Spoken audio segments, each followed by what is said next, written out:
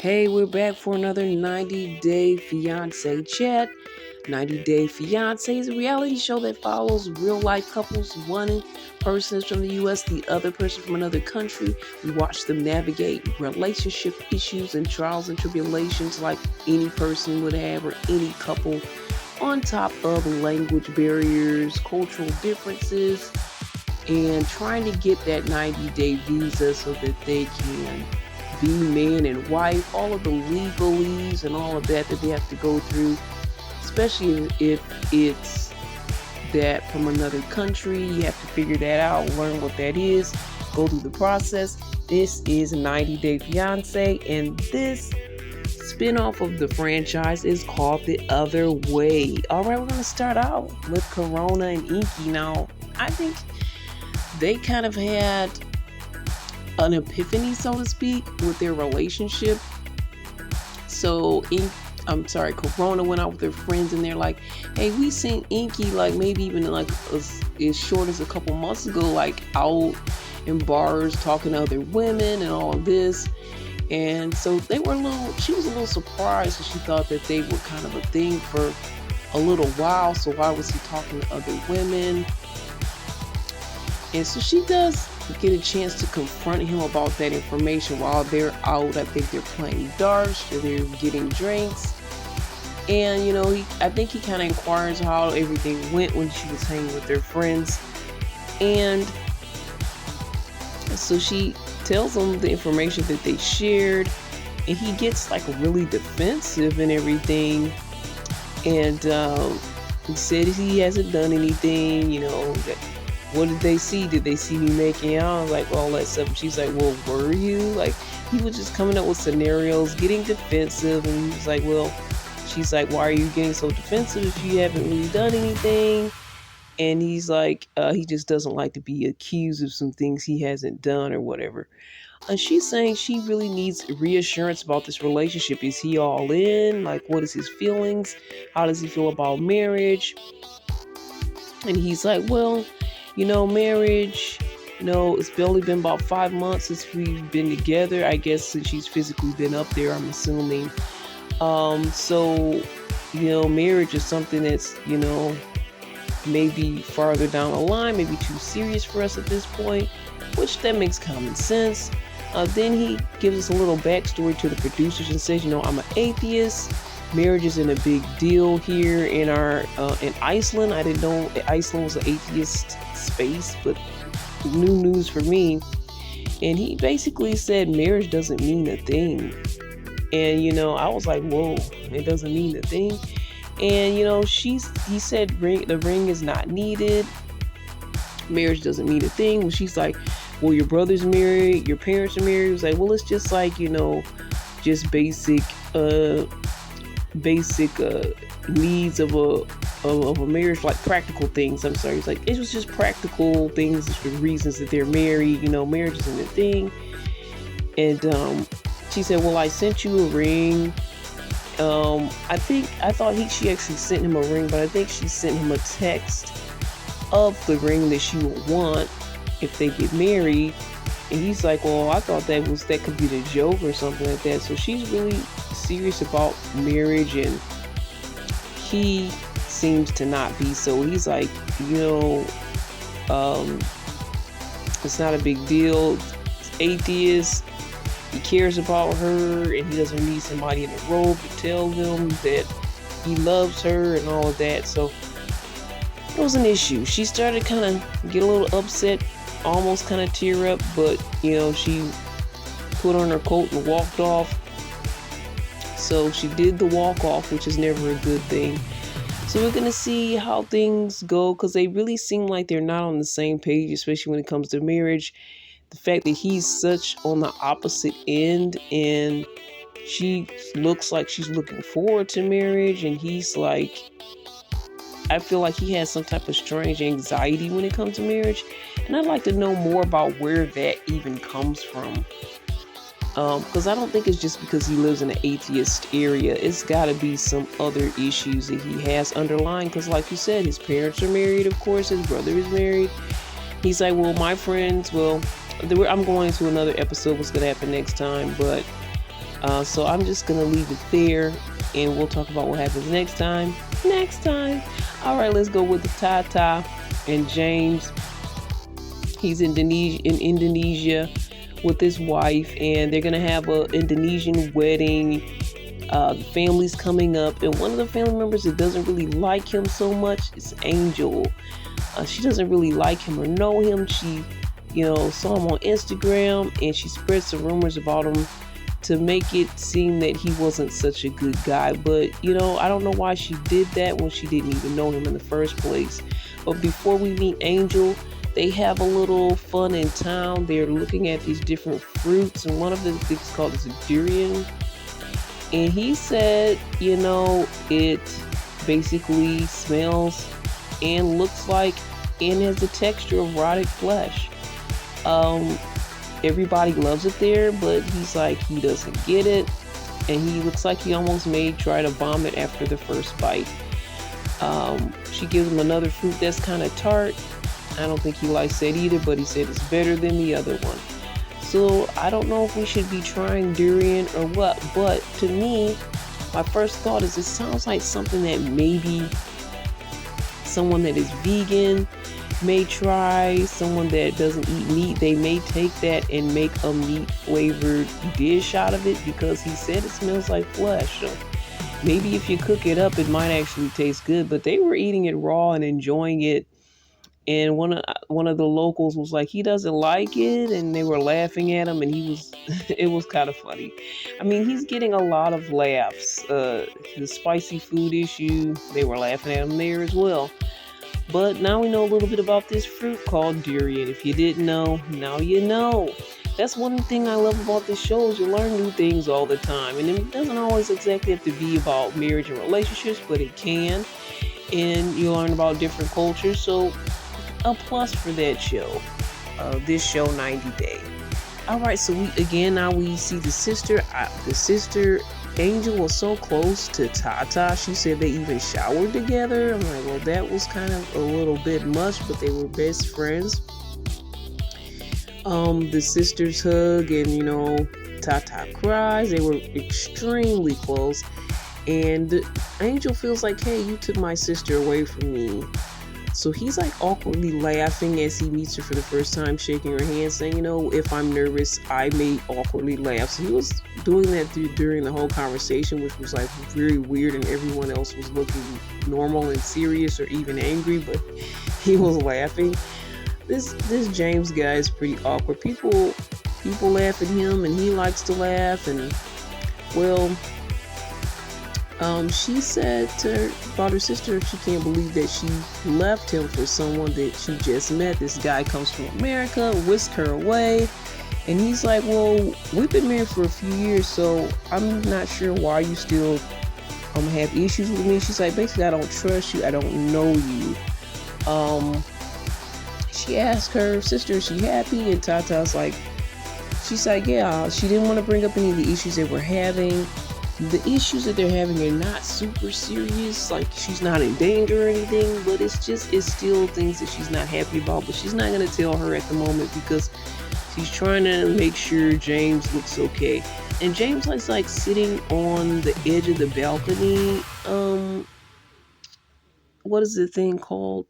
The guardrails of the balcony. He's like sitting right on it, and that just made me nervous. And I don't know why he was sitting on there. I just had to point that out. Please, people, don't sit on balcony rails, because that makes me nervous. But yeah, after so long, she still doesn't trust him. She says she doesn't know him, and she's like, hey, you took my sister away. And I can understand that feeling of feeling that type of way, but you gotta let your relative go if that's what they want to do. And I do understand the fact he's in another country too, which is a whole nother element that might really worry her. But he was like, look at her, she's fine, she's not broken, she's still here. She lets her know that they're going to be living there. And she's like, well, what are you guys going to do for work? What are you going to do for work? And he's like, yeah, we're still trying to figure that out. That's one of their issues as well. But yeah, it was pretty awkward. And the sister even though I understand where she's coming from, but she's putting everything on James, and it was Tata's choice to go get married because she found her person. She found the person that she loved. So her sister really has to kind of let that go, even though their bond is so tight. Tata really probably wants that back, and she was really crying and emotional. I think she wished she did have that bond, but I think her sister lives in Bali, and they're like a 20 to 30 hour drive away from where they're at. But at least they still have an easier chance to see each other versus if just living in a totally different country. And besides driving, can they fly? I was wondering, because a 20, 30 hour drive is a lot. You'd probably have to stop at a hotel or something and then do the rest of the drive. But yeah, I understand how relatives, how we can be defensive. Like, hey, you took my relative away. I felt that way in different scenarios. In relationships, sometimes a partner could take the attention away from your family relationships, but the Bible talks about, hey, when you find your wife, the man and the woman are to cleave together and to have that bond, and that's really going to be their first relationship and their first priority. So you kind of have to just let things be as they are, as long as she's safe, as long as she's fine. But I totally get it. Again, she shouldn't put everything on James, and I still don't think it's right for her to put out rumors that she doesn't even know are facts, just to I think she was probably trying to stop their relationship so that she wouldn't leave her. And I understand having a close, tight bond with your family member, but you shouldn't have to use deceit. And you also, if you really love your family member, wouldn't you try to wish the best for them and hope that they're happy with that person and at least attempt to get to know him? Is she just upset and all of that? I'm glad that they know and he knows straight up front, okay, she's upset. Maybe they can work it out and work together. Hopefully that can happen, but at this point she's resentful. But since that's out in the open, out in the air, it's something that they cannot work on. All right, Joanne and Sean, they're in Ireland. They got married. They've been married for 2 years. She just now was told her 2 sons, and he just told his daughter. And she just recently told her mother as well, and I think her best friend. So they're still trying to figure out how the living scenario is going to be. And she's there. She sent her sons back after the reveal, and nobody's too happy about this scenario because they were married for 2 years and didn't tell anyone. So, and she wants to live in Ireland and have that be her full-time residence and go back and forth. So her boys are not really sure about that living situation. They're used to living in the U.S. I believe they live in New York. They're used to that environment. So they said, we have to kind of think on this and see what's next. But it's not looking good. I don't know if they're going to really want to do that. So Joanne's kind of leaving the door open for their response as to what she's really going to end up doing. And she may not be able to stay up in Ireland with her husband. Not as often as she has desired to do so. So they're doing a video chat with mom.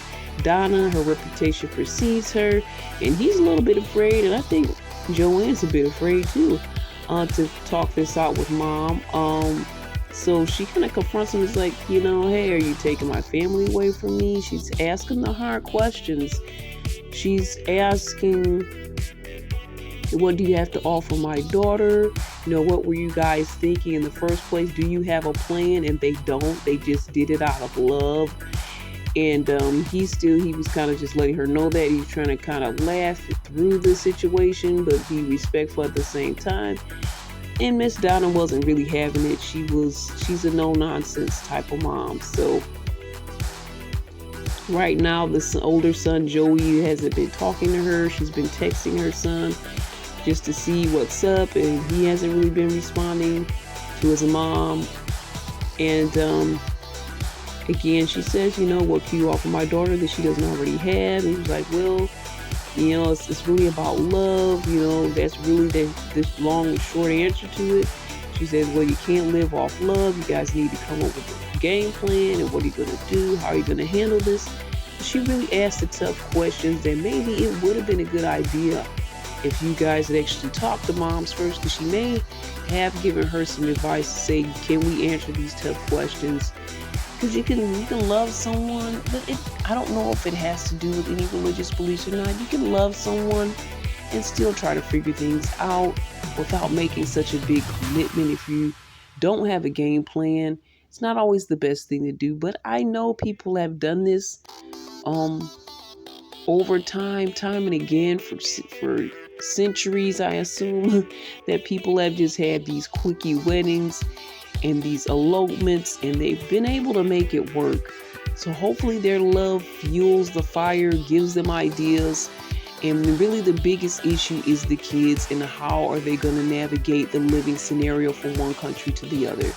So hopefully they can work those things out. And finally, Josh and Lily.